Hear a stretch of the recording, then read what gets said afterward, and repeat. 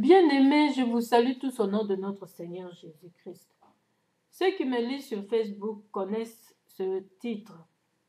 Je voudrais partager avec vous sur comment les démons possèdent les corps et emprisonnent les gens. Je peux encore éclaircir le titre. Comment les satanistes possèdent les corps et emprisonnent les gens. Donc, si vous êtes, il y a de ceux-là qui disent, moi je suis ni de Dieu, ni de Satan. C'est du n'importe quoi. Sachez-le, si vous n'êtes pas de Dieu, vous êtes automatiquement de Satan. Vous êtes dedans.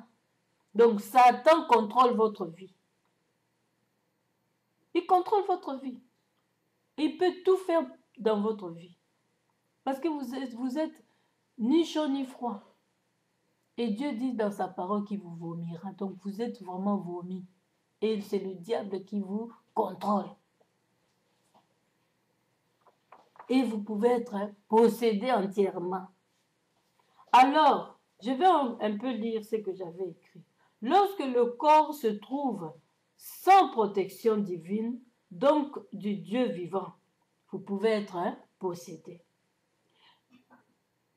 Le corps est sans protection comment? Quand vous n'avez pas accepté Christ comme votre Seigneur et Sauveur, vous êtes hors de la protection divine. Il peut vous protéger par sa souveraineté, s'il veut. Mais ceux qui sont comme ça, moi je vous dis comment ça se fait. L'ordre, en fait. Je vous donne l'ordre. Lorsque l'homme n'a pas Dieu dans sa vie, vous pouvez être possédé.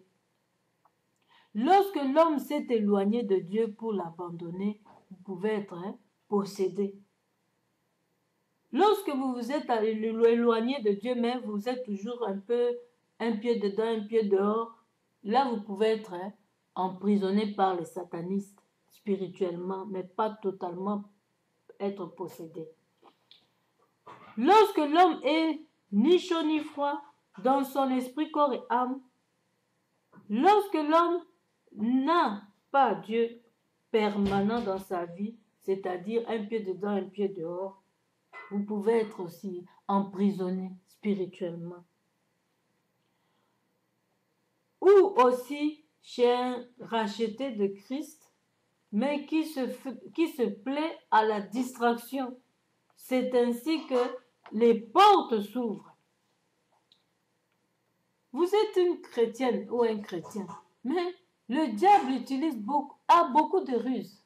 Soit il va vous distraire sur quelque chose, et c'est là que les portes s'ouvrent pour qu'il en profite et qu'il tue soit vos enfants ou un membre de la famille ou quelque chose. Il va bloquer quelque chose dans ta vie. Tu te retrouves demain sans boulot. Tu cherches le boulot fatigué, tu ne trouves pas parce que tu avais ouvert une porte. Parce que tu étais dans la distraction quelconque. Tout ce qui te distrait, mon bien-aimé, ma bien-aimée, écarte-toi de ça. Éloigne tout ça. Lorsque tu t'énerves, que cela soit poussé soit par ton mari ou autre, sache-le que en s'énervant, tu ouvres suffisamment une porte pour que les satanistes, les démons puissent t'emprisonner dans quelque chose. Et c'est comme ça que c'est cette ruse-là que le diable utilise, la colère surtout.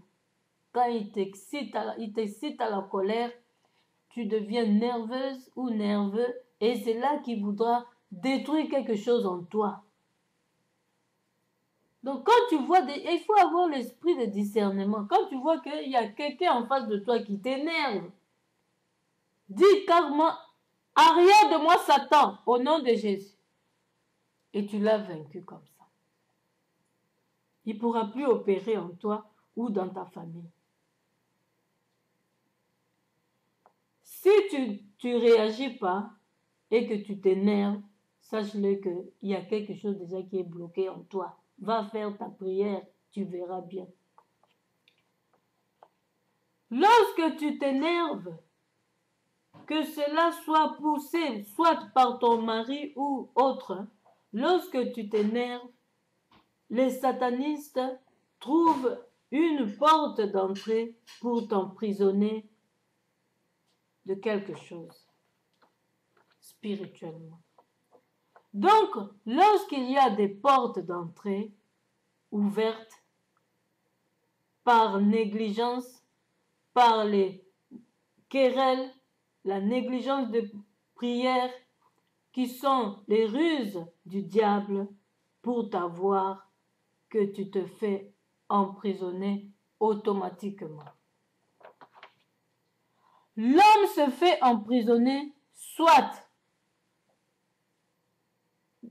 dans l'alcoolisme, dans les querelles, dans les jalousies, dans une manque de paix, dans les tourments, dans les soucis, dans les murmures, dans les critiques, dans les soucis, dans les mauvaises pensées, dans la pauvreté, dans les échecs, dans les blocages, maladies sataniques, etc., etc. Le diable va te bloquer, va t'emprisonner dans toutes ces choses. Tu verras qu'il y a quelque chose, une porte qui est ouverte, qui ne glorifie pas Dieu en toi. Sache que c'est une prison. Tu es entré dans cette prison. Des fois, tu vas te voir dans une maison. Chaque fois, quand tu rêves, tu te vois dans une des anciennes maisons où vous avez habité autrefois. Sache que tu es emprisonné dans cette maison-là pour quelque chose. Demande ta délivrance. Des fois, tu te vois tout le temps en train de faire quelque chose qui n'est pas glorieux dans tes songes. Sache que tu es emprisonné quelque part, bien-aimé. Alors demande la délivrance à Dieu. Dans des jeûnes et prières, seul Dieu peut te délivrer de tout ça. Il y a beaucoup de choses que le diable peut t'emprisonner. Ton mari peut-être avait touché les fétiches et maintenant toi tu es emprisonné pour passer chaque fois dans des curetages. Soit les péchés de tes parents qui te poursuivent parce que tu n'es pas converti en Jésus-Christ. Alors, ça te poursuit. Bien-aimés, faisons attention. Nous sommes dans ce monde, mais nous ne sommes pas de ce monde.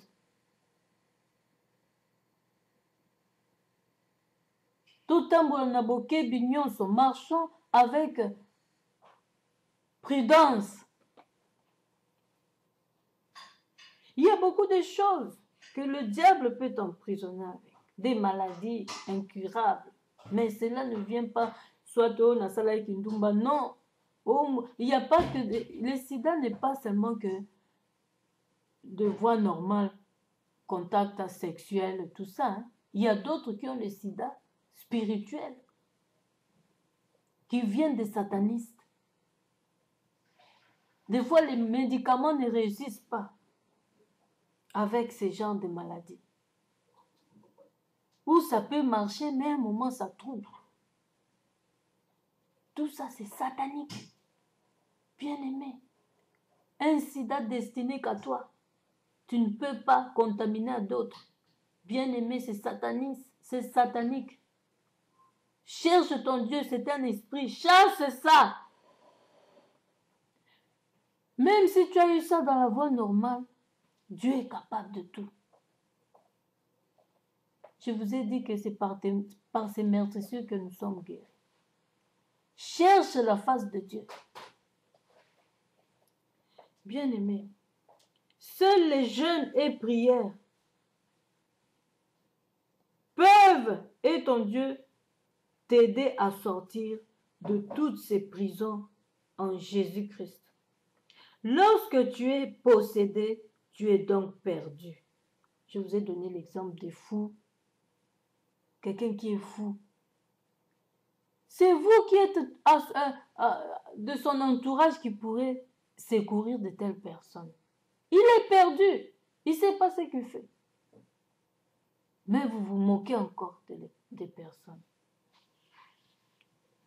Ce n'est que la souveraineté de Dieu et l'entourage d'un fou qui peut le sauver.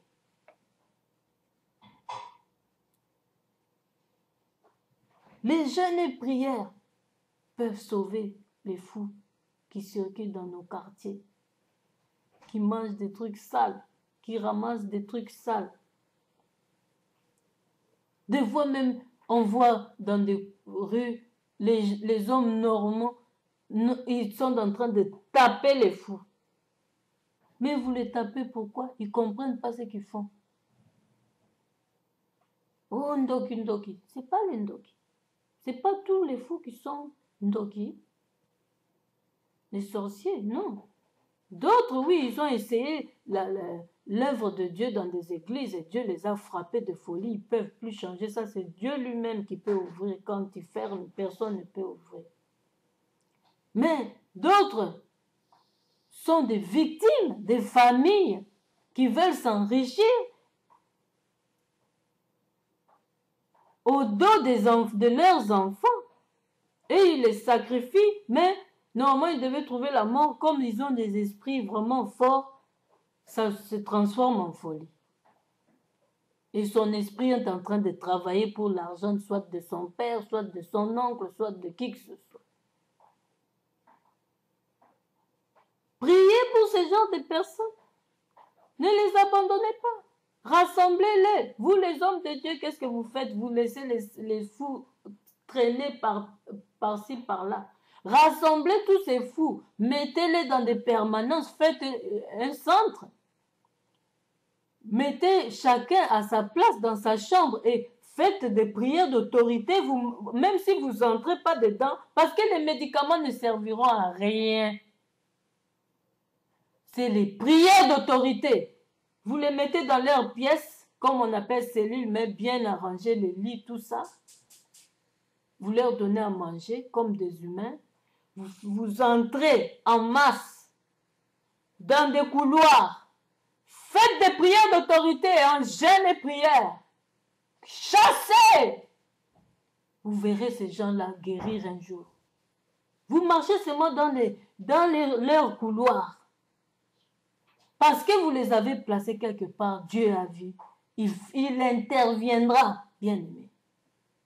Moi, parce que je suis en Europe, on doit nous arrêter d'abord cette gorille. Si je descends au Congo, c'est ce que j'avais dit à mon Dieu.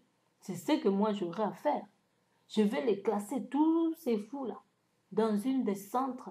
Et les couloirs, moi je marche avec mes jeûnes et prières, j'écrase, je déracine, je déloge et je chasse. Chaque fois je ferai ça dans leur visite. Ils seront bien nourris au nom de Jésus-Christ. Nous sommes des gardiens, des méchants gardiens. On les laisse manger du n'importe quoi dehors. Et Dieu révélera ceux qui sont punis par lui-même pour les mettre soit ailleurs et laisser ceux que Dieu va soigner. Parce que c'est leur châtiment. Quand Dieu te punit, je ne peux pas te protéger. Tu as manqué du respect à notre Dieu. Je te ferai sortir du centre. Seuls ceux qui, moi, je laisserai dans mon centre, seuls ceux-là qui ont droit à la délivrance de mon Dieu. Ce que Dieu a déjà fermé, personne ne peut ouvrir. Ce n'est pas moi qui est supérieur à Dieu. Je te ferai sortir du centre. Pas de pitié, parce que mon Dieu n'a plus eu pitié de toi. Il t'avait laissé le temps de te convertir, tu n'as pas voulu, et tu as essayé les hommes de Dieu, tu as fait tout ce que tu voulais, et maintenant tu as eu ton temps de payer. Alors seul toi, tu seras dans la rue. Mais au début, vous serez tous à l'intérieur, et Dieu va sélectionner. Donc, bien-aimés, ne Ne laissons pas ces gens-là comme ça dehors. Nous sommes des gardiens. Nous sommes faits pour surveiller nos voisins, nos prochains. Pas pour les critiquer ou les condamner chaque fois, non. Pour les protéger, les secourir, les soutenir. Donc, bien-aimés, faisons attention à ce que nous sommes, hommes de Dieu, femmes de Dieu. Faisons attention, si nous ne faisons pas notre devoir comme il le faut, nous serons jugés un jour sévèrement. Lorsque tu es possédé, tu es donc perdu. Seul Dieu pourra te sauver ou ton entourage qui se donne à prier pour toi. Bien-aimés, et pourquoi nous ne voulons pas prier pour eux? Pourquoi nous ne voulons pas les soutenir? Donc, faisons attention aux querelles, faisons attention aux soucis, faisons attention quand tu vois qu'il y a tu te soucies plus qu'avant, sache que tu es déjà emprisonné dans ça. Cherche ta délivrance. Quand tu vois quelque chose maintenant, une porte s'est ouverte en toi, comme je venais de l'expliquer, qui n'honore pas Dieu, ferme cette porte, prie, chasse cette œuvre-là du diable. Fais attention à celui qui t'approche. Écoute, observe ce qu'il te dit. C'est pour t'ouvrir une porte dans la nervosité ou quoi? Éloigne-toi de ça. Éloigne-toi de cette idée-là que la personne t'apporte. Bien-aimé, voilà ce que je voulais éclaircir encore un peu sur la possession des mauvais esprits dans l'homme et comment le diable emprisonne les gens. Tu peux être une chrétienne, mais tu es emprisonné quelque part. Tu dois demander ta délivrance. Et quand Christ t'a franchi dans ta prière, tu seras réellement libre. C'est dans ta prière qu'il a franchi. Il ne cesse pas d'affranchir. Parce que nous sommes dans un monde de combat. Combattant jusqu'à la mort. Combat le bon combat. Jusqu'à la mort, tu seras combattu, mais ils te feront la guerre, mais ils ne te vaincront pas. Même s'ils t'ont emprisonné, quand tu te lèveras, tu prendras conscience, tu seras délivré de tout ça. Tu seras libéré. Et protège tout par le sang de Jésus. Le diable a peur de ce sang puissant. Couvre-toi par le sang de Jésus-Christ.